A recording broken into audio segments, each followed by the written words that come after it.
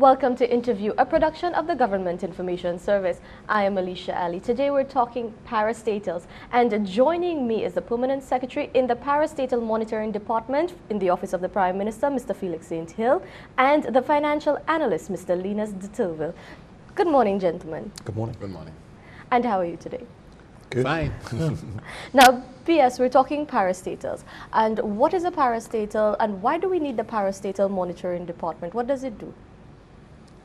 Well, actually, the Parastatal Monitoring Department resides in the Office of the Prime Minister, and we charge with the responsibility of monitoring activities in the parastatal sector, so to speak. A parastatal really is what we call a quasi-government institution. Although to a great extent, you know, most of the parastatals are fully government owned, but really and truly under the Finance Administration Act, we actually have a definition for statutory bodies, and it says actually that a statutory body means any corporation, company, board, commission, authority, or other body established by or under an act to provide goods or services to the public, and which meets one or more of the following conditions. Very important. A, all or part of its appropriations for operating purposes are provided under that heading in the budgetary estimates tabled in Parliament. B, the cabinet or a minister appoints at least half of its members.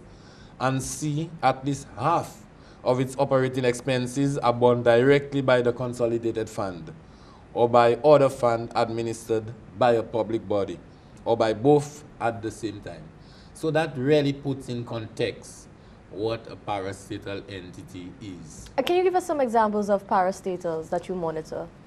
We have many examples. Yeah. In fact, by the very definition of parastatal entity or statutory body, we probably have in excess of 80 parastatals, constituting of statutory bodies, like we said, appeal boards and tribunals, commissions, and a great many of them are actually government corporations. So why do we need to monitor them? Very important. Actually, studies of parastatal entities throughout the world have revealed quite a bit of deficiencies in them. The World Bank and the IMF have prescribed monitoring of parastatals as an essential activity coming from central government operations. So it is important that we monitor parastatal activities, in that quite a bit of funding is being put into those parastatal organizations. And of course, as the taxpayers' funds. So it is important that we know what exactly is happening in these institutions. And furthermore, the enabling legislation for each of these institutions actually have some reporting requirements that need to be maintained. And of course, information going out to the public is always essential. If it is run from taxpayers' funds, then it is important that taxpayers are aware of what is happening. And I quite agree with you. Mr. de Turville, can you tell us what are some of the other major roles of the Parastatal Monitoring Department? Yeah, there are many.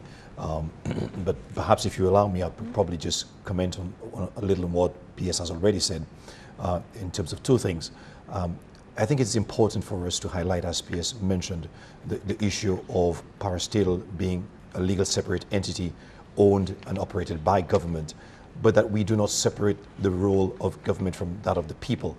And so in support of what he has said, why it is important to monitor parastatal entities, it is not only to ensure that we assist them in meeting what they are established to do, but also in completing the accountability and transparency loop, so that whatever is being done and carried out, you know, by those entities is presented to the public by way of information. Coming back to your question, some of the roles of the department, among other things, we are established to promote good corporate governance and performance management systems within those entities. We monitor and evaluate the operations of parastatal organizations vis-a-vis compliance with the extant policy of government and advising the Prime Minister and Minister of Finance on any anomalies and non-compliance. So we report directly to the Prime Minister. Of course, we handle all matters pertaining to parastatal organizations on behalf of the Office of the Prime Minister. We analyze and evaluate annual or audit reports and budgets of parastatal organizations, and again, with a view to make recommendations to those organizations by way of improvement, and of course to update the Prime Minister on what is going on in those departments. That, some of the major, among others, that we do. Now, listening to what you're saying, I mean, one of the questions that come to mind is, why is Parastatal around since you have a board of governors or you probably have some governance structure in Parastatals? But before I get to that answer, we'll take a little break and we'll be right back. St. Lucia, our home. St. Lucia represents different things to each of us. What do you like about St. Lucia? Strong communities, natural resources, thriving industries, democracy, national pride, our unique culture, creativity. While we may all have different views, we can work together to build a stronger nation. Let us each play our part. Welcome back. We're talking parastatals, and before we went to the break, I was asking Mr. de Tourville or Mr. St. Hill, whichever of you wanted to field that question. Why is it there's a need for a parastatal monitoring department, since a lot of parastatals or statutory bodies has a chairman of the board and a board of governors or directors or executive directors? Why do we need the parastatal monitoring department? Like I mentioned earlier, parastatal organizations are legal entities created for specific purposes. Some of them may well find themselves almost in a monopolistic position where they are solely responsible for the activity they were created or intended for. Others are operating on a more commercial basis and may well be, in competition, so to speak, with some other organizations. But really and truly, you have, for instance, you mentioned the board of directors within a parastatal organization. They are the ones really charged with governance of the organization. So the Parastatal Monitoring Department is not a replacement for the board of directors. Our sole purpose, like Mr. de Tourville mentioned, is to improve governance, to encourage and foster efficiency and effectiveness so that intended outputs are achieved. So very importantly, our role is more complementary to the board and management of the organization.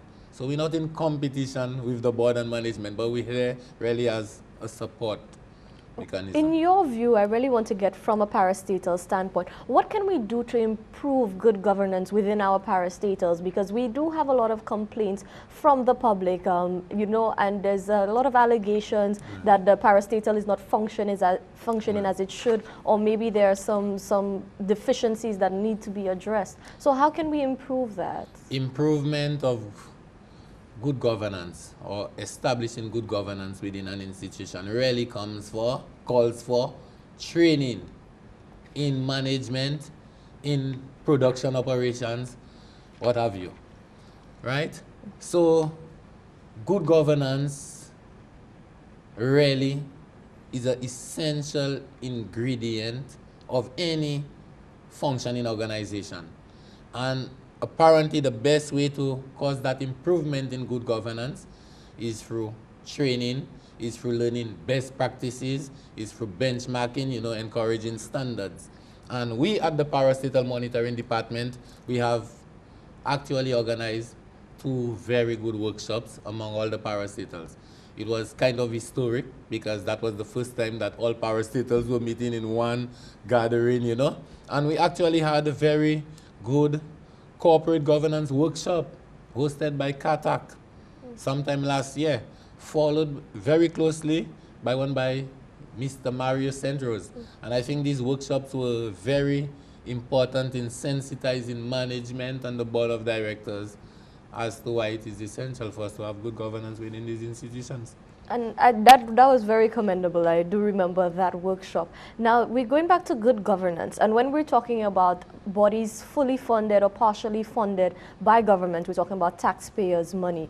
And there have been allegations throughout the years, going back time immemorial, about misappropriation of funds by parastatals or statutory bodies. What happens when you're monitoring and you notice discrepancies in the financial planning? Because you do have the annual reports and the different financial accounting from these agencies.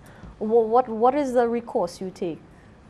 Well, as PS said earlier, the department is simply there to assist and to add value to the functions of the board by way of assisting what they do, pointing out areas of inefficiencies or deficiencies, and making recommendations and reporting to the Prime Minister. But yes, as you said, the need for an appreciation of a good governance framework is critical, and as Pia said, we are assisting in that regard. But as well, the deficiency also stems from the lack of compliance to the reporting framework as required by the legislation, both the Finance Act and, of course, the enabling acts of the specific entities. So we assist by not only reviewing the financial statements, making recommendations, but also by encouraging up-to-date and timely reporting. And that, of course, involves the laying of annual reports, financial statements included, in Parliament. So we are restricted by what we can do, but we are not there to police. We are there to encourage and to assist. But the encouragement of reporting and complying, to the reporting requirements, and of course an appreciation for establishing and working in sync with a good governance framework assists some of the ways by which we assist. Okay. But just to add further, there is an ongoing review of financial legislation within the government of St. Lucia, and we have noticed that legislation pertaining to accountability and parastatal entities are a little on the short side. So we are actually in the process of reviewing whatever legislation, and the bulk of it, apart from the enabling legislation that created the parastatal entities, is the Finance Administration Act. And I could tell you during the review, there have been some added provisions that should assist.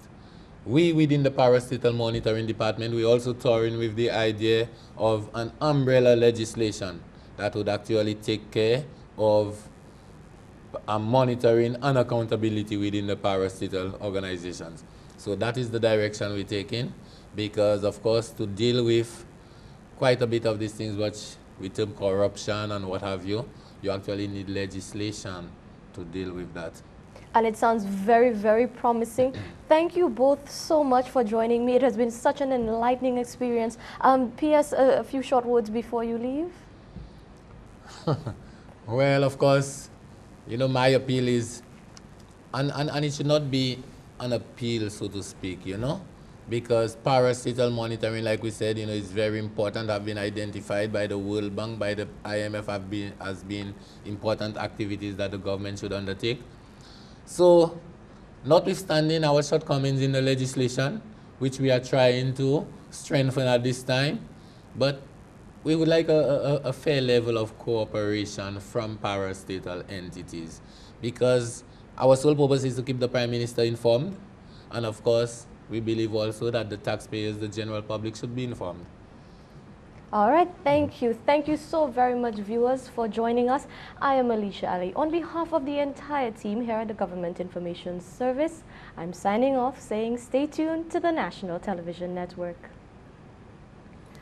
Okay.